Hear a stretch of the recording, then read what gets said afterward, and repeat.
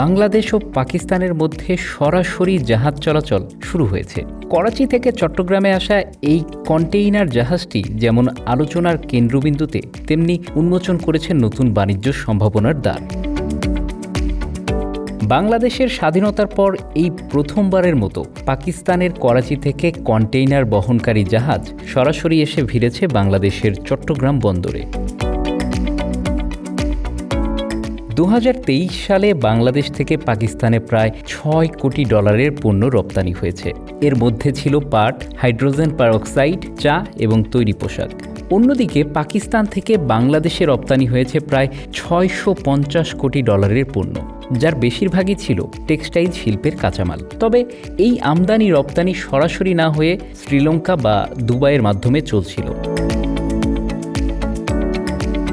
বর্তমানে পণ্য পরিবহন দুবাই বা শ্রীলঙ্কা হয়ে করা হয়, যা খরচ ও সময় বাড়িয়ে দেয়।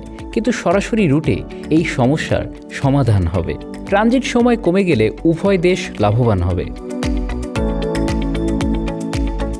1971 সালে বাংলাদেশের স্বাধীনতার পর বহু বছর দুই দেশের মধ্যে সরাসরি বাণিজ্য হতো না। পরবর্তীতে বাণিজ্যিক সম্পর্ক পুনরায় স্থাপিত হলেও পাকিস্তান থেকে সাধারণত সরাসরি পণ্যবাহী জাহাজ চট্টগ্রামে আসতো না। সে দেশের পণ্যবাহী জাহাজ প্রথমে শ্রীলঙ্কায় কন্টেইনার খালাস করত।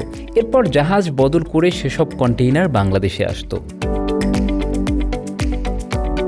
বাংলাদেশের ক্ষমতাচ্যুত সাবেক প্রধানমন্ত্রী শেখ হাসিনার শাসনামলে দুই দেশের মাঝে শীতল সম্পর্ক ছিল। 2009 সালে বাংলাদেশ আওয়ামী লীগ ক্ষমতায় আসার পর থেকে পাকিস্তানের সঙ্গে আমদানি রপ্তানি কার্যক্রম সীমিত হতে থাকে। তখন নিরাপত্তার কারণ দেখিয়ে পাকিস্তান থেকে আমদানি করা অধিকাংশ পণ্য লাল তালিকাযুক্ত করে জাতীয় রাজস্ব বোর্ড NBR।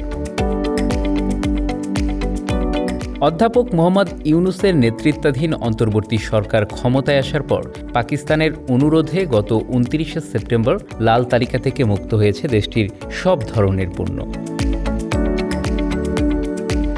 শুধু এক্ষেত্রেই না, বাংলাদেশ ও পাকিস্তানের সম্পর্ক উন্নয়নে আরও অনেক তৎপরতা দেখা যাচ্ছে। গত সেপ্টেম্বরে জাতিসংঘে অধ্যাপক ইউনূস ও পাকিস্তানের প্রধানমন্ত্রী শেহবাজ শরীফের মধ্যে বৈঠকের ঘোষণায়ও উল্লেখ করা হয় যে দুই দেশেই বিভিন্ন স্তরে পারস্পরিক সহযোগিতা জোরদার করেছে। করাচি থেকে বাংলাদেশের চট্টগ্রামের দূরত্ব প্রায় 2612 নটিক্যাল মাইল। কিন্তু একটি জাহাজে যত কন্টেইনার বহন করা হয় তত কন্টেইনার করাচি থেকে বাংলাদেশে আসে না। ফলে নতুন সেবা চালু করা প্রতিষ্ঠান ফিডার লাইন্স, DMCC আরও কয়েকটি দেশের বন্দরকে এর সাথে যুক্ত করেছে। এসব জাহাজ দুবাই থেকে পাকিস্তানের করাচি হয়ে ভারতের মুন্দ্র হয়ে বাংলাদেশের চট্টগ্রাম বন্দরে আসবে। আবার এখান থেকে মালয়েশিয়া, কেলাং এবং ইন্দোনেশিয়ার বেলাওয়ানে চলে যাবে।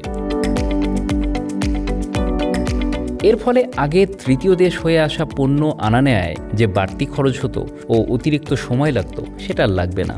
বাংলাদেশ থেকে পাকিস্তানে পণ্য পাঠাতে বা পাকিস্তান থেকে পণ্য আনতে 20 থেকে 25 দিন সময় লাগতো। এখন এই পণ্যবাহী জাহাজের মাধ্যমে পণ্য 10 দিনের মাঝেই বাংলাদেশে পৌঁছে যাবে।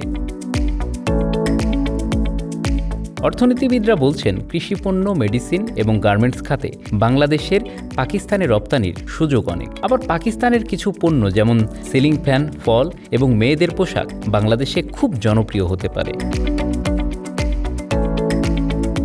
Bangla affairs news desk.